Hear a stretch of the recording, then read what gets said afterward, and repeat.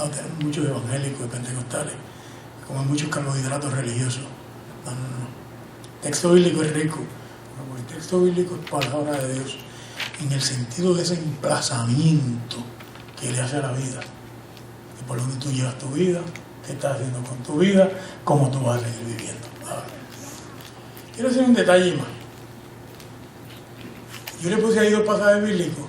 El segundo, Segunda de Reyes 22, lo buscan después, es el relato de Micaías ben Imla. Micaías, el hijo de Imla. Un nombre muy raro en la Biblia hebrea. Micaías, el rey, Acab, ¿se acuerdan de Acab?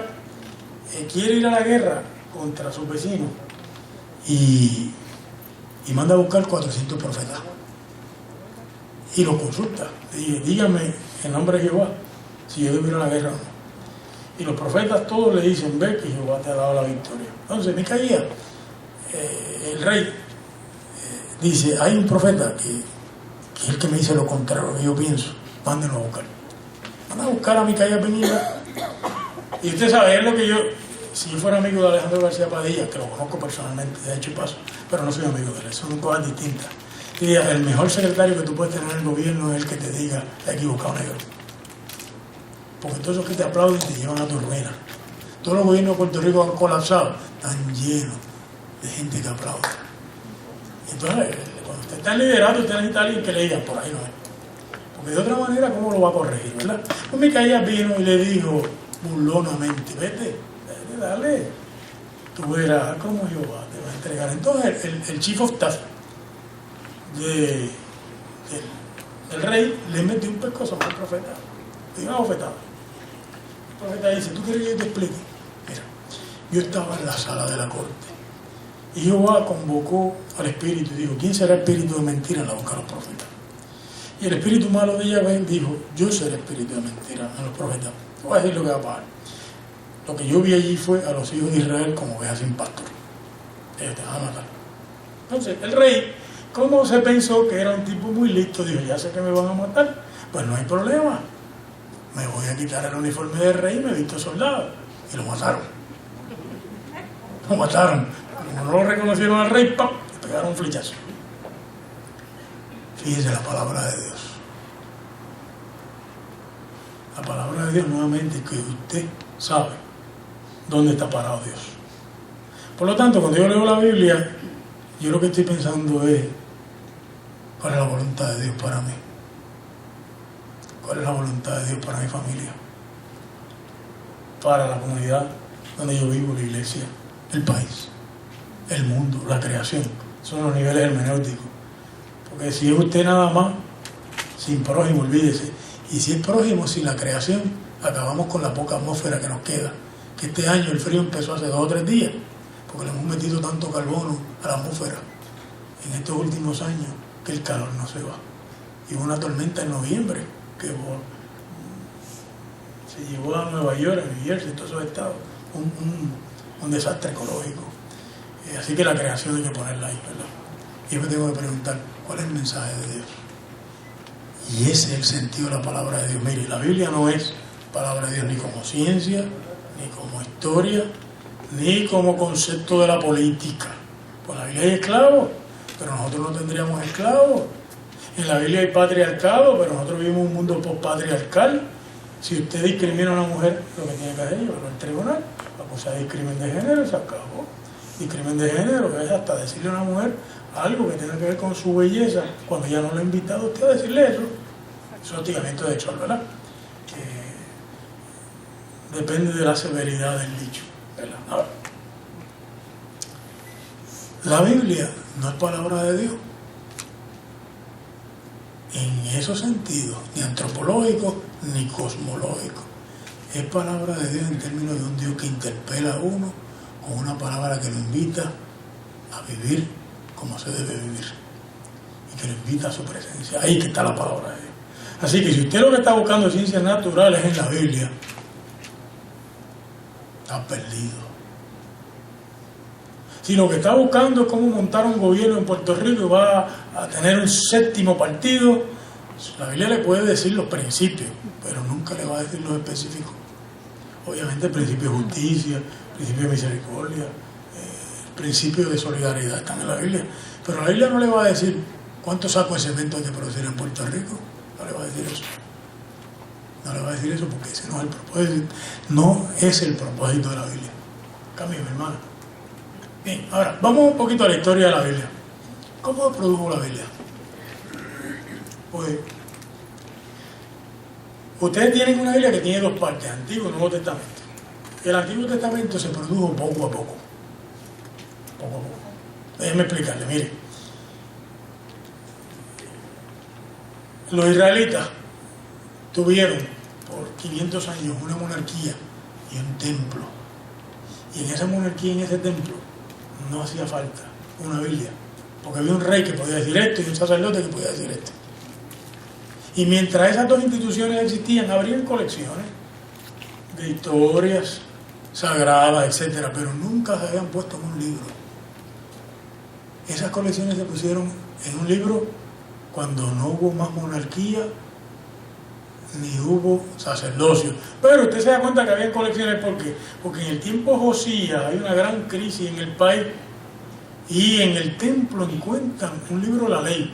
Se ponen a leerlo y se dan cuenta que está muerto, porque han hecho todo lo contrario que dice ese libro. El Deuteronomio lo que encontraron. Y usted lo sabe porque la reforma que hizo Josías es idéntica a lo que hay en Deuteronomio. Josías mandó a quitar todos los santuarios de los altos y mandó a centralizar el culto. Pero usted se da cuenta que eso cristaliza en Babilonia. En el año 587, una fecha que todo maestro escuela bíblica debe saber, Nabucodonosor destruyó el reino de Judá, quemó el templo y se llevó 4.000 miembros de la élite de Jerusalén presos a Babilonia. Cuando fueron a parar a Babilonia ya había un problema. Y es que ahora no hay templo, ni hay monarquía, ni hay sacerdotes que cuenten toda esta historia. Por lo tanto, mientras hay un sacerdote contándola, chévere, ahora no la hay. ¿Qué vamos a hacer? ¿Cómo vamos a salvar nuestra cultura? ¿Cómo vamos a salvar nuestra experiencia con Dios? ¿Cómo vamos a salvar nuestra historia como pueblo? ¿Cómo? Pues ahí que viene el dicho rabínico: en el exilio el texto es patria. Los sacerdotes y sus teólogos se sentaron y empezaron a redactar todas las colecciones que estaban vivas y se lanzaban de boca en boca. Mire, fue tan seria la cosa que si usted lee Génesis 1, la creación es en 6 días y va primero el cielo, el mar y la tierra, el cielo, el mar y la tierra, y en el 6º día es que crean al ser humano en la tierra y a la mujer a la vez. Pero los teólogos de Babilonia se dan cuenta que esa es una versión de la creación y que hay otra versión también que para ellos es sagrado, que es Génesis 2. Y en Génesis 2 no hay un relato del cielo ni el mar, lo que hay un relato del paraíso, los animales del paraíso, Adán, las plantas, Adán, los animales, no se encuentra un animal apto para Adán, y entonces lo duermen y le cortan la mitad. Del lado, dice el texto hebreo, no de la costilla. Entonces usted se da cuenta que Génesis 2 y Génesis 1 son distintos. Y sin embargo, han sido puestos uno al lado del otro. Entonces, ustedes le preguntarán, ¿por qué hicieron eso? Bueno, porque en Babilonia esos dos relatos eran palabra de Dios. Eran dos relatos muy preciosos. Ahora, por dos razones. Porque usted tiene que predicarle a la gente y decirle cómo es la vida. Y en el primer relato le dice que hay que trabajar, que hay que descansar y que hombre y mujer son imagen y semejanza de Dios. ¿Ah? En el segundo relato le dice que la maldad existe y que la maldad consiste en desobedecer el mandato de Dios. Y explica, estamos en Babilonia porque nos han echado el paraíso. La desobediencia nos ha traído aquí. ¿Y el pecado en qué consiste? El día que comieres del árbol seréis como Dios. Hemos querido ser como Dios, hemos sido soberbios, y nos han tirado al paraíso. Ahora, ese es Génesis 2 y 3. Ahora, Génesis 1, 2 y 3, los tres juntos, es distinto. Cuando usted pone Génesis 1 con Génesis 2 y 3, es otro mensaje. Génesis 1, 2 y 3 significa que cuando la serpiente le dijo a usted, el día que comiere seréis como Dios, y usted se lo creyó, usted dudó que ya usted era como Dios. Porque en Génesis 1 habían dicho que usted era imagen y semejanza de Dios. Por lo tanto, fíjense, aquí hay 3 pecados distintos, ¿verdad? El pecado en Génesis 1. Bueno, en Génesis 1 no hay pecado. En Génesis 2 y 3 el pecado es la soberbia. Pero en Génesis 1, 2 y 3 el pecado es la falta de fe. No creer que usted es imagen y semejanza de Dios y creerle a la serpiente que usted podría ser como Dios cuando ya usted lo es. Usted no se da cuenta que muchas veces nosotros, muchos de los problemas que tenemos es que tenemos tan poca fe en nosotros mismos y en la gracia de Dios, y ese es el gran pecado, que usted cree que usted no sirve para nada, ¿verdad? Yo tengo amigos en la iglesia evangélica que piensan que si ellos ponen una fábrica de sombreros, los muchachos nacen sin cabeza. Y yo creo que con Génesis 1 yo digo, si montamos una fábrica, los muchachos van a nacer con 2 cabezas, fíjate que van a vender sombrero a todo fuerte. Pero especialmente cuando una persona gruesa viene y me dice que tiene baja estima propia, una mujer mayor me dice que tiene baja estima propia, una persona de color negro me dice que tiene baja estima propia. Yo, qué maravilloso es Génesis 1, ¿verdad? Y yo le puedo decir, vaya, quítese toda la ropa, mírese en el espejo, vio su color, Dios es negro, porque usted es imagen y semejanza de Dios. Vio que usted está viejo, ay, Dios también. Vio que usted es mujer o es hombre, Dios igual. Usted es imagen y semejanza de Dios. Y en ese sentido yo pienso que es un mensaje extraordinario. Ahora, cuando en el año 539 Ciro el Persa derrotó a Babilonia, pues Ciro, como era como Carmen Yulín, que había hecho una coalición con medio mundo, pues había hecho una coalición con los judíos. Y la coalición era, nosotros te apoyamos para que tú tumbes a Nabonido, que era el rey de Babilonia, a cambio de que tú no te dejes volver a nuestro país. Pues Ciro inmediatamente mandó bajar la ley, nombró en la Junta de Planificación al candidato del NUS, ¿verdad? Es una analogía, ¿verdad? Para que ustedes entiendan este proceso. Entonces, Ciro tiene un problema. Y es si los va a devolver a Israel con un rey y con un sacerdote o no.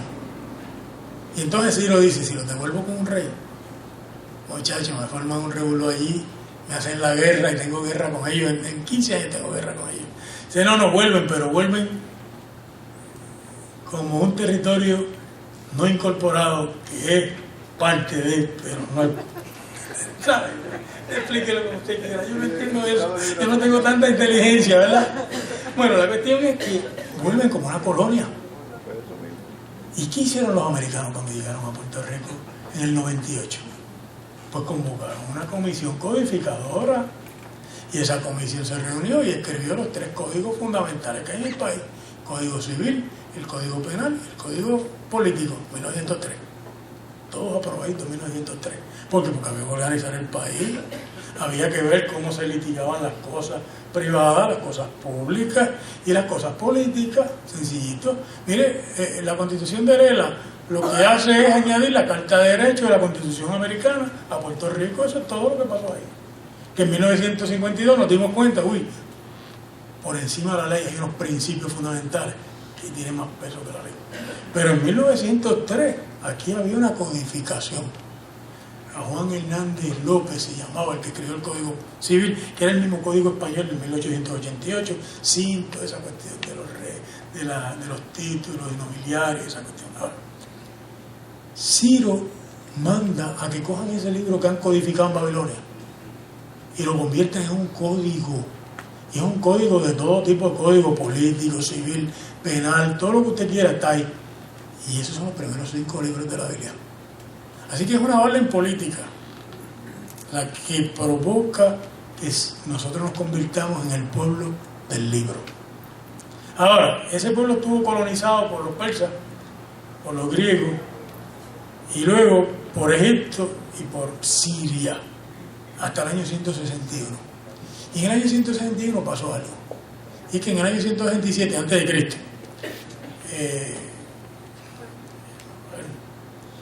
el rey de Siria profanó el templo, le digo el nombre ya mismo, tengo en la mente, Antíoco Epífanes IV. Entonces Antíoco sacrificó un cerdo en el altar, le cambió el nombre al altar, le llamó al templo, dedicó el templo a Zeus Olimpo y prohibió la religión judía. Y un grupo de judíos fueron a la guerra con él y le ganaron.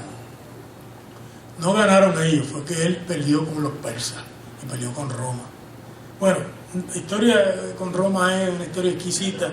Antíoco estaba en Alejandría, en el norte de África, cuando vino el general romano en un barquito, papá, y se bajó y le dijo: el Senado romano te ordena retirarte de toda esta tierra.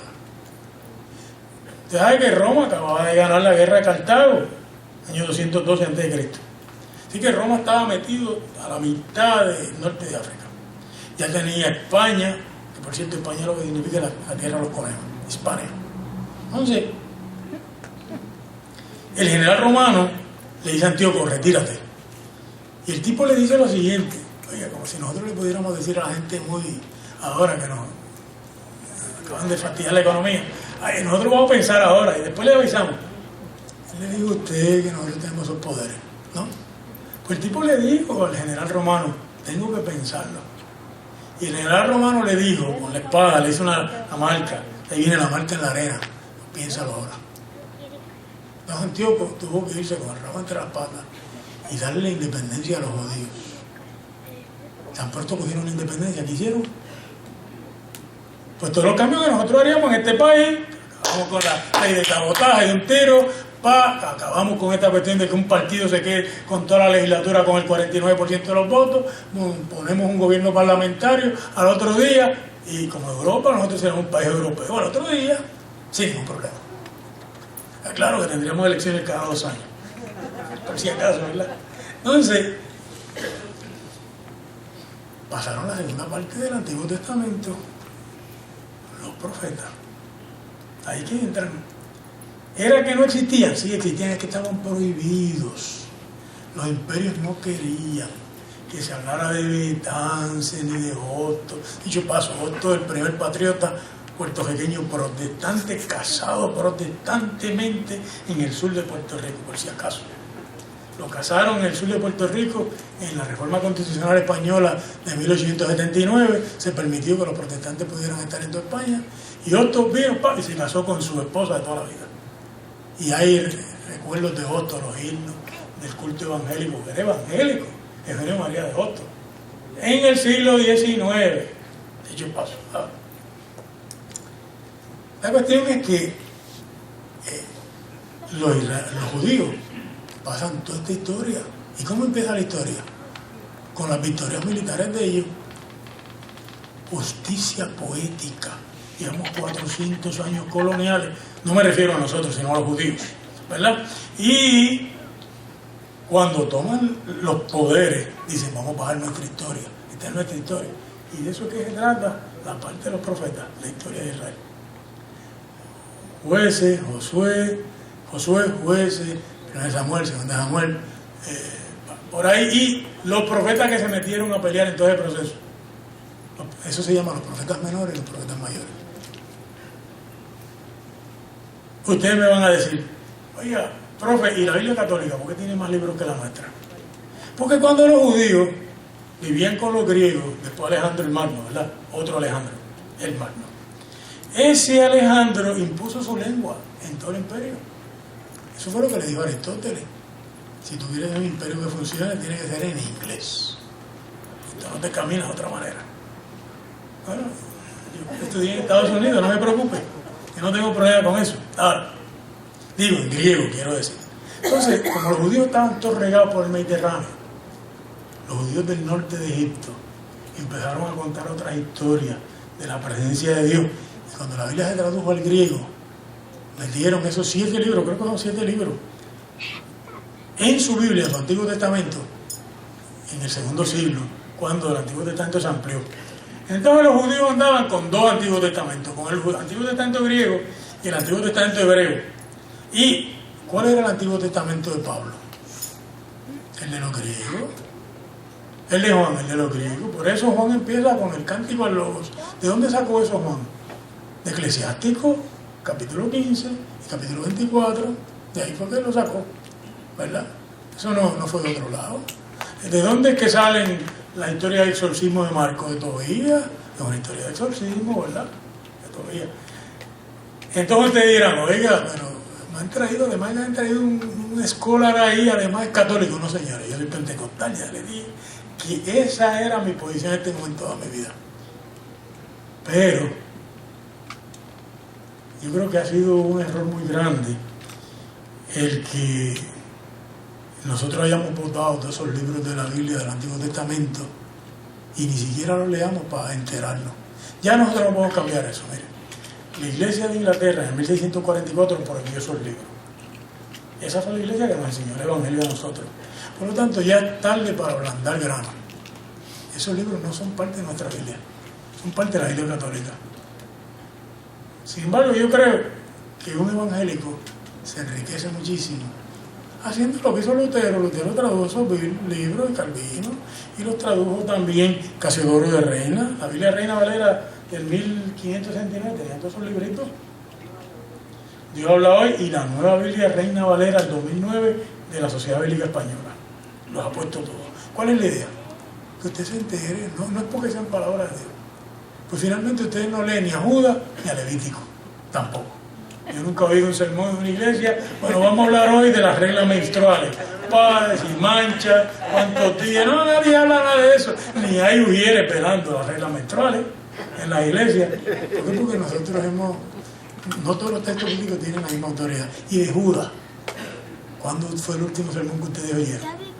Nadie predica eso. Pero eso no significa que no se lean para no enterarse.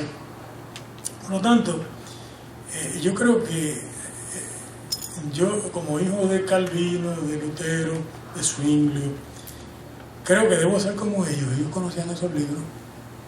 No los pusieron en el Antiguo Testamento, los pusieron aparte, entre el Antiguo y el Nuevo Testamento.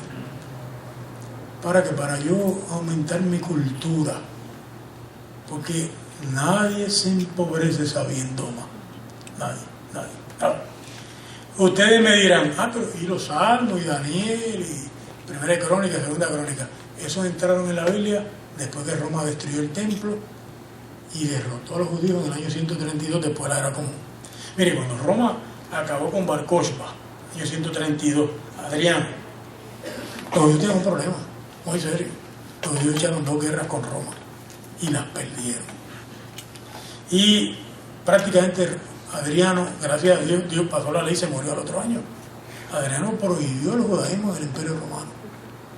Si usted lo cogían observando el sabato, circuncidando a niños, usted lo mandaban a matar. Eran crímenes de traición, de lesa majestad. Ahí murieron cristianos que se acabó, porque los cristianos también eran judíos. Pero se murió Adriano, vino el próximo gobierno, y en cambio el gobierno, todo lo que no le gustaba al gobierno anterior, le gusta al nuevo, ¿no? Por lo tanto, no tiene que ver con estos días en Puerto Rico lo que digo, pero es así, ¿verdad? Lo que tiene que con el nuevo gobierno a los judíos le quitaron de encima al Imperio Romano, y los judíos aprovecharon y dijeron, bueno, nosotros no vamos a poder volver a Jerusalén de momento, nosotros necesitamos una colección de libros que nos expliquen cómo serle fiel a Dios ahora que no tenemos templo, porque Roma ha prohibido el templo. ¿Cómo un judío puede serle fiel a Dios sin templo? Con la oración, la limosna y las buenas obras.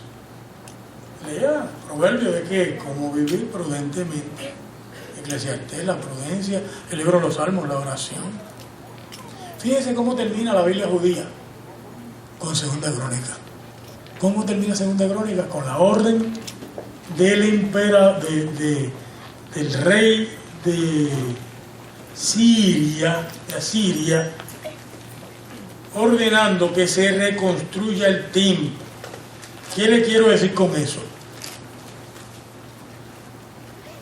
Que cuando usted termina de leer la Biblia judía, la última palabra que hay es: un gobernante gentil ordena la reconstrucción del templo.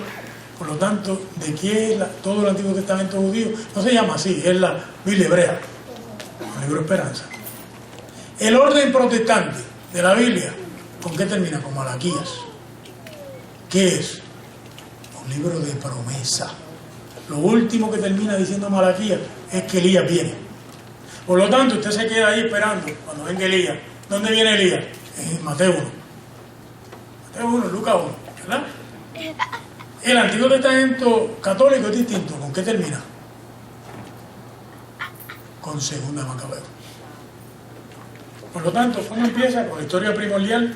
Luego viene todo el resto de la revelación. ¿Con qué termina? Con historia. ¿Qué es la Biblia católica? Una historia de la salvación. ¿Ustedes han leído a Rayuela? ¿Alguno de ustedes ha leído a Rayuela? Rayuela es una novela de un mexicano. Y cuando usted termina de leer a Rayuela, que tiene 600 páginas, en el último capítulo él dice, ahora, vuelvo a leer esta novela, pero léala en este orden. Lea primero este capítulo, luego este otro. Usted vuelve, ¿verdad? Como a mí me pagan para leer, me senté a leerla de nuevo.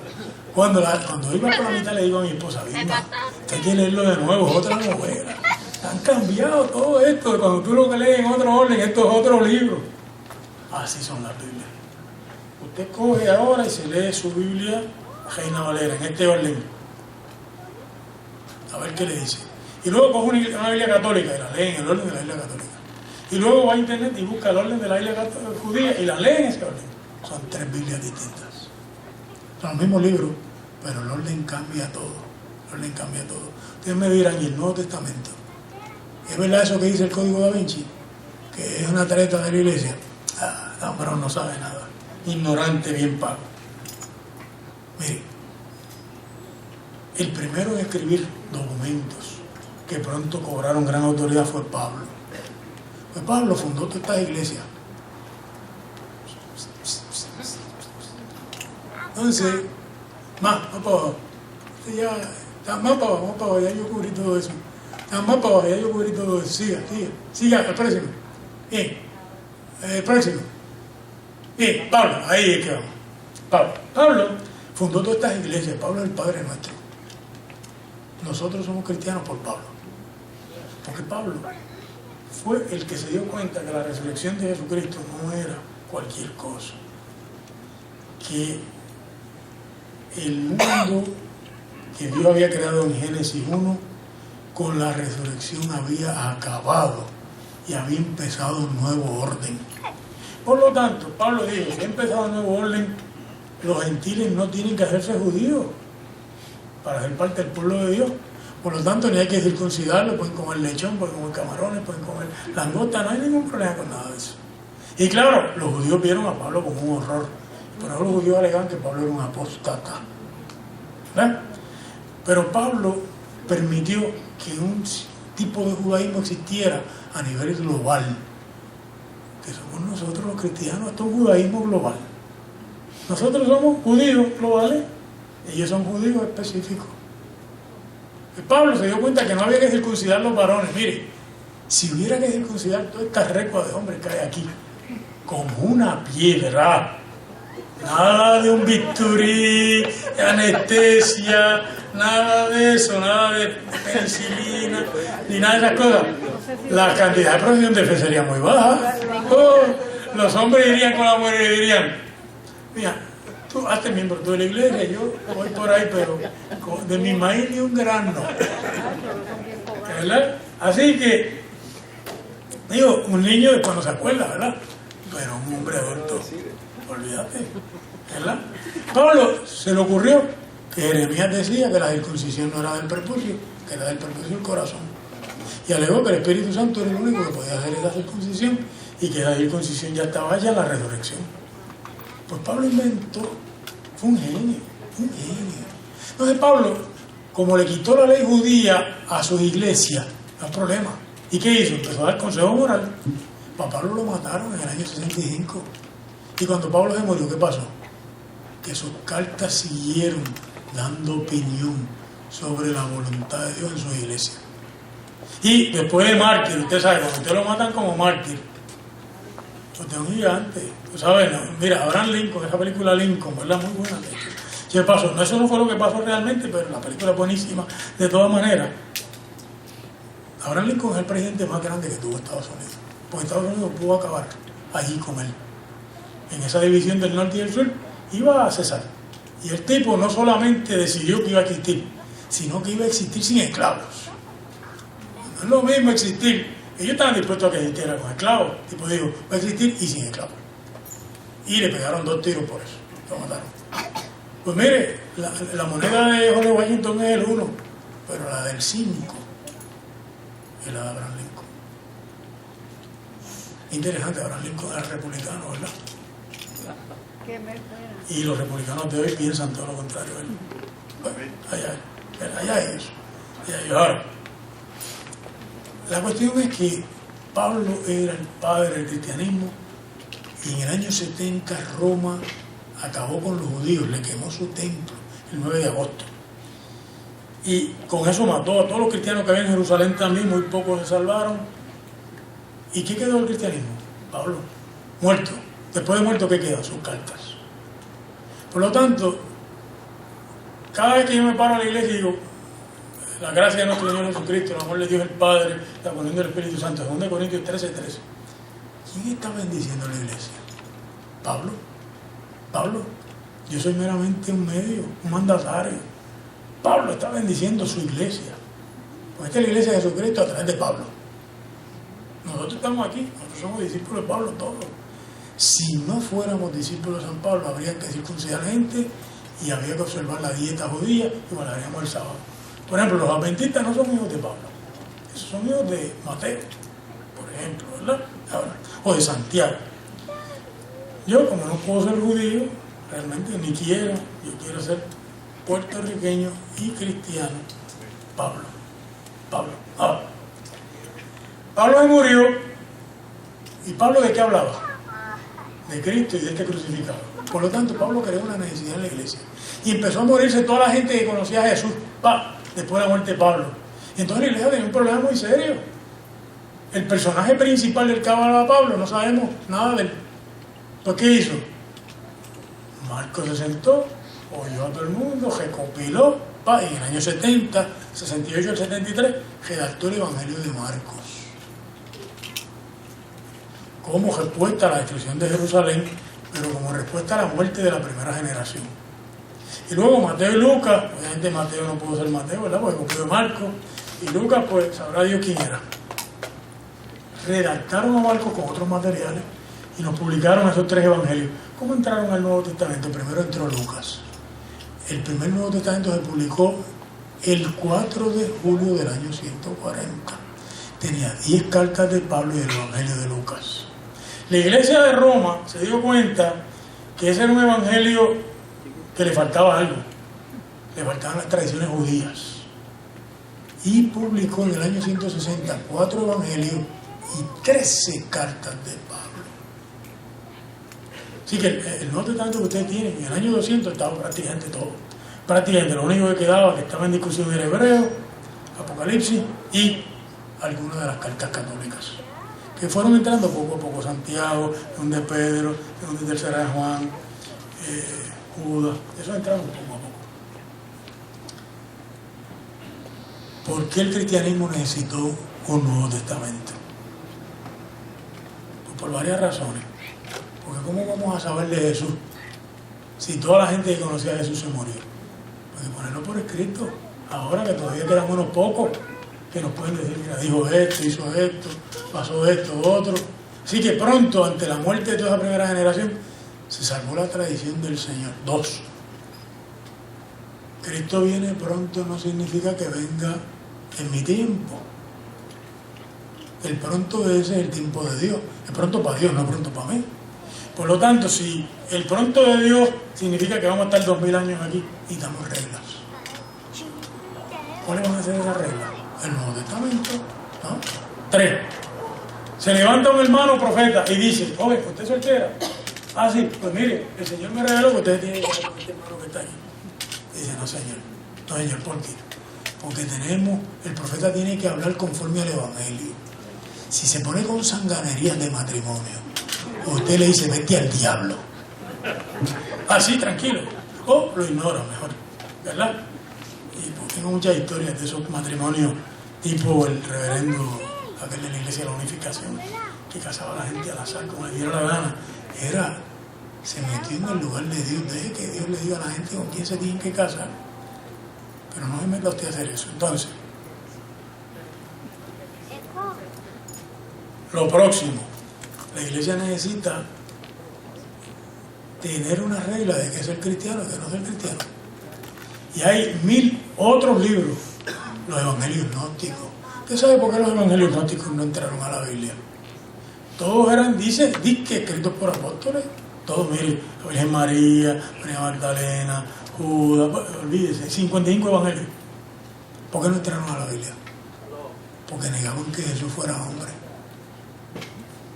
Y cuando usted niega que Jesús sea hombre, usted niega que las cosas del cuerpo son importantes, que comer es importante, que una vivienda es importante, tener un médico es importante, que la solidaridad es importante. Entonces usted lo único que está pendiente del cielo. Y el cristianismo es una forma ética de estar pendiente del cielo. Por lo tanto, hay que confesar que Jesucristo es hombre y que es Dios. Y para confesar que es hombre hay que confesar que murió, y murió de verdad, no de mentirilla. Todos los evangelios gnósticos niegan la encarnación y la muerte de Jesús. O niegan que las mujeres puedan ser salvas como mujeres. El evangelio de Tomás, ¿con qué termina? Pues Pedro tiene una discusión con Jesús. Le dice, maestro, ¿qué vamos a hacer con esta, con María Magdalena? Y Jesús le pregunta, ¿cuál es el problema con ella? Y dice, bueno, que las mujeres no son dignas de la vida. Entonces Jesús le dice, no, con esta es distinto. A esta la vamos a transformar en un hombre. Y entonces Jesús añade, toda mujer que se convierte en un varón será salva. Y ahí acaba el evangelio de Tomás. A la iglesia no le gustó eso. Punto. Que las mujeres van a ser salvas como mujeres. Usted sabe, no hay un tipo de ley lesbian, bisexual, ¿cómo es que llaman todas esas vainas? No. La salvación no tiene que ver nada con eso. Puede tener cosas, otros hechos con eso, pero no eso. Las mujeres no tienen que ser varones. Las mujeres entran como mujeres a reino de Dios. Y la iglesia dijo, esto no va. Y no va un evangelio que niegue la muerte de Jesús. Y no va un evangelio que no hable de la cruz. Porque teníamos a Roma en el cuello. Roma tuvo 200 años matando cristianos. No, los evangelios con la cruz le explicaban a los cristianos, estamos sufriendo, ¿verdad? Pero nuestro Señor sufrió primero que nosotros. Podemos sufrir con Él. Así que eran muy consoladores en el Nuevo Testamento. Miren, en ese lugar ahí donde mataron todos esos niños, ¿qué es lo único que se puede leer? La historia de la pasión.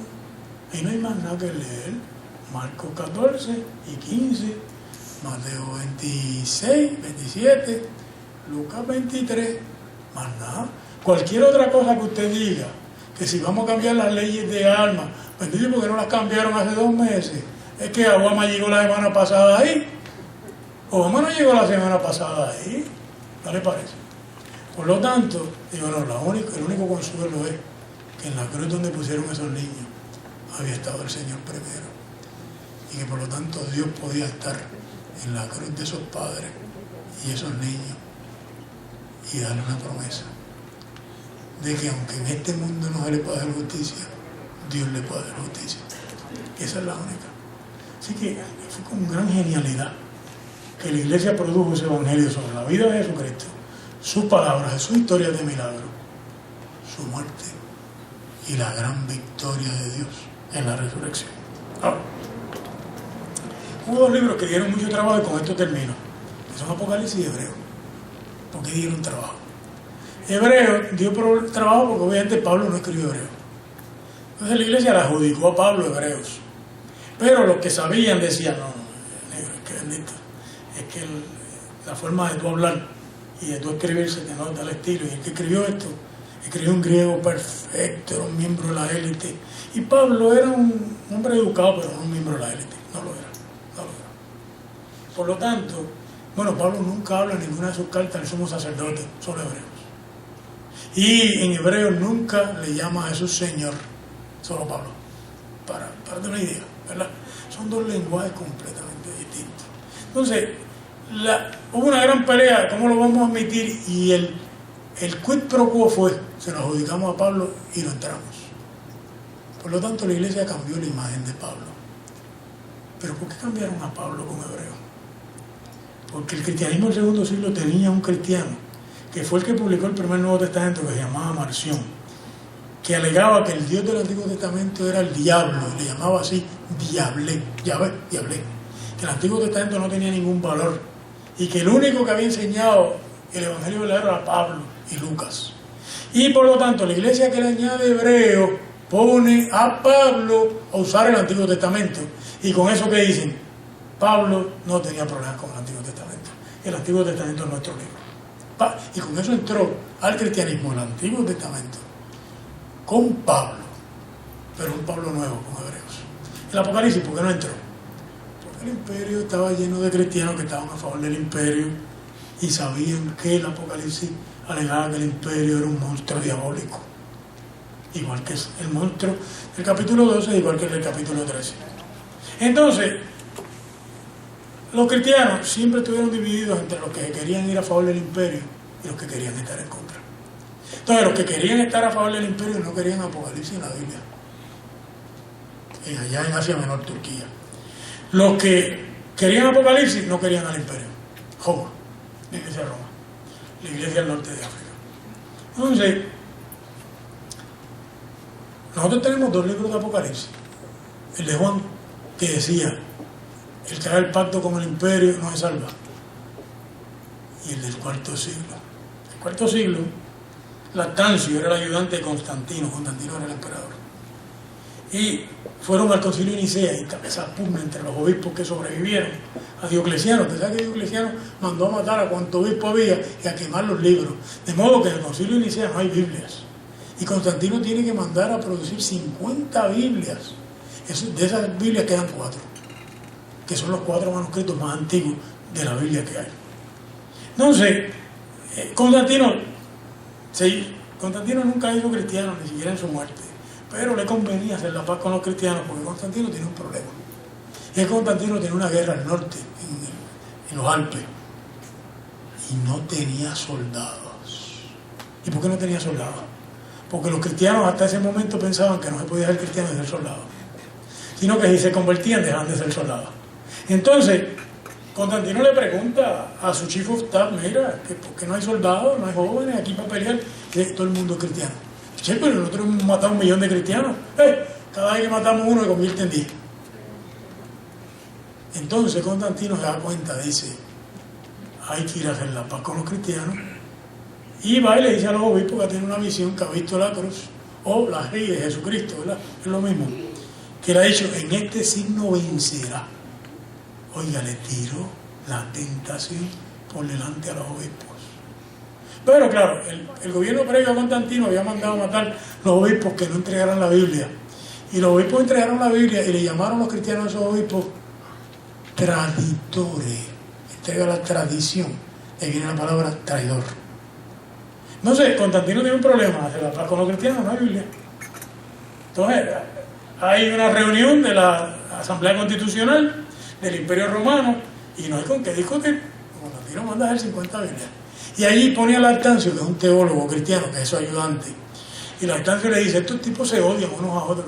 Y se odian por el libro Apocalipsis. Porque los que te quieren a ti no quieren Apocalipsis. Y los que quieren que tú estés muerto, quieren Apocalipsis. Entonces Constantino, que era un genio, le dice a él, ¿qué podemos hacer con este libro? ¿Qué hacemos con los atornillados ahora? Pues le voy a decir lo que hay que hacer con ellos. Tratarlos bien. Carmen Yulín lo tiene que llegar a comer a todos, decirle tranquilo, yo no voy a quitar el trabajo a ustedes. Esto es una coalición con ustedes también. Y en las próximas elecciones gana por 15.000 votos. ¿No le parece? ¿Verdad?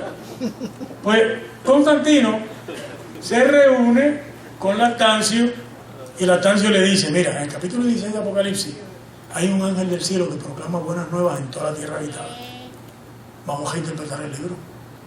Vamos al concilio y vamos a decir que tú eres ese ángel. Porque tú le estás dando orden a todo el imperio romano que es cristiano. La bestia no eres tú, son los enemigos nuestros. Y los cristianos tienen que meterse al ejército para pelear con nuestros enemigos, porque con la espada de la boca de Cristo hay que tumbar la bestia. Y ellos, el servicio militar obligatorio. Ese es el Apocalipsis que nosotros conocemos. Usted lo ve ahí, hermano arriba, ¿verdad? Hablando santanería. Nunca Obama es la bestia. Siempre es el pobre Chávez que está muriendo de cáncer. Sabrá Dios si sobrevive el Día de Reyes. O el Aminayat por allá, o es los chinos, o es los rusos, bendito. Nunca se le ocurre que la bestia podría ser el gobierno de Estados Unidos. Nunca se le ocurre eso. Entonces yo digo, ¿por qué no se le ocurre eso? Porque Lactancio nos metió Apocalipsis como un libro a favor del poder. Ahora, cuidado, Apocalipsis no es un libro a favor del poder. Apocalipsis es un libro en contra del poder. Así que usted tiene que reconstruir la lectura que nos metió Lactancio y volver a Juan. Pero gracias a Dios, con el Apocalipsis termina la Biblia. Ahora, termino con esto y con un cuento, desde luego. Fíjense cómo termina Apocalipsis. Qué bien hecho está esto. Los padres y madres que formaron el canon sabían que la Biblia había empezado en el paraíso, ¿no? ¿Cómo la vamos a acabar? En el nuevo paraíso. Por eso el último capítulo de Apocalipsis es una descripción del paraíso. Y allí hay hojas que las naciones curan, comen para su sanidad, no para el conocimiento del bien y el mal. El árbol de la vida. Y comen para poder vivir. Así que hemos vuelto al paraíso donde había un ángel con una espada para matar a cualquiera que entrara. Y ahora, por la muerte y resurrección de Jesucristo, el ángel ha sido quitado del medio y el mundo puede entrar al paraíso. Por lo tanto, cuando usted termina de leer la Biblia con Apocalipsis, ¿dónde usted está? En el paraíso. Ahora, déjeme terminar con una historia de una feligres mía. Yo he sido pastor 19 años de mi vida. Hoy yo puedo hablarle estas cosas con calor pastoral porque yo, en efecto, en este año yo estaba en una discusión muy grande en mi corazón de si yo quiero ser abogado o quiero ser pastor. A mí me va muy bien en el tribunal, yo lo que quiero es ser pastor. Ya yo probé que yo podía ser un buen abogado. A mí lo que me interesa es esto, realmente. Se lo doy a mi esposa en casa, mira, Vilma, toda la vida yo he dejado un montón de dinero por irme a la iglesia a sufrir las marcas de la cruz. ¿Cómo tú me vas a evitar a mí esto? Porque mi mujer ha sufrido mucho y prefiere que sea abogado. La cuestión es que yo era pastor de esta señora que le había matado a su único hijo. Entonces imagínense, ya lo que yo voy a hacer con esta señora, ¿verdad? No se crean ustedes que esto de ser pastor es fácil. Usted sabe tener que ir a un culto funeral. La madre está atacada, pero usted sabe las etapas del grief work, ¿verdad? Originalmente el dolor, pero luego, ¿por qué a mí? Luego el coraje. La señora dio coraje. Y estuvo un año cuando yo la iba a ver y me decía, pastor, avance. Está bien, hermano, vamos a orar. Y me iba rápido. Tenía coraje con Dios y tenía que tenerlo. Coraje tremendo. Como a los 3 años, la mujer tardó 3 años, era su único hijo. Lo picaron en Cantito, no se pudo entejarle caja abierta. Lo entejaron por un crimen de odio en este país. Entonces, yo no tenía una palabra que darle a esa mujer, no tenía con qué consolarla. Entonces ella, a los 3 años, en Navidad, en este tiempo, me llamó y me dijo, pastor, traiga a las damas de la iglesia, vamos a dar un culto en casa. Y yo, bueno, buena noticia, un culto. Le digo a las hermanas, nadie hable nada impropio. Nadie ponga el tema del difunto a menos que ella no lo ponga. Y lo que ella diga es verdad. Olvídense. Entonces vamos para allá. Y ella dice, ustedes saben que a mí siempre me ha gustado el Salmo 23. Vamos a leerlo. Y me di cuenta que era un contrainterrogatorio lo que había allí. La señora dijo, hermanas, ¿qué ustedes entienden con esto? Todo lo que yo había prohibido, las hermanas lo hicieron. Y yo, mi pastor, nada me faltará, mire, no me va a faltar la salud, el marido fiel, la casa. La pobre mujer le habían quitado su único hijo. Por lo tanto, el salmo estaba en contra de ella. Y yo allí hundiéndome en el barro.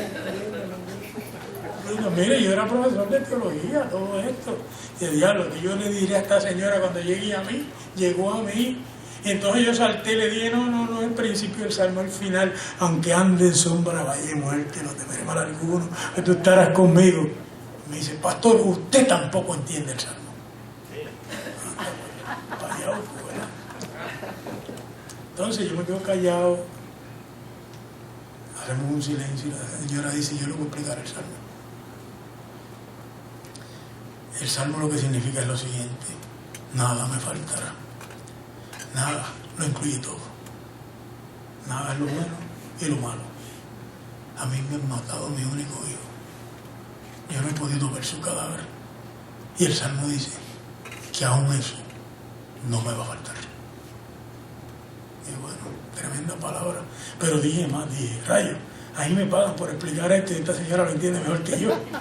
Me quedé calladito, dije, muy bien, vamos a cantar unos coritos, vamos a adorar al Señor, vamos a dar gracias por esa palabra que usted nos ha dado. Y de ahí en adelante la señora se reintegró a la iglesia sana mentalmente. Porque ya se, imagínense, yo no quisiera, y le he pedido a Dios que todos mis hijos me entierren a mí, no yo enterrar a nadie. Yo empecé esto con las siguientes palabras. Eso fue lo que ella descubrió. Ella descubrió esto que dice este himno. Dice, oh cantármelas otra vez, bellas palabras de vida. Hay en ellas mi gozo y los bellas palabras de vida. Síguelos mi vida, son sostén y guía. Qué bellas son, qué bellas son. Bellas palabras de vida. Qué bellas son, qué bellas son. Bellas palabras de vida. 3 preguntas y ahí lo dejamos. 3 preguntas, no todas a la vez.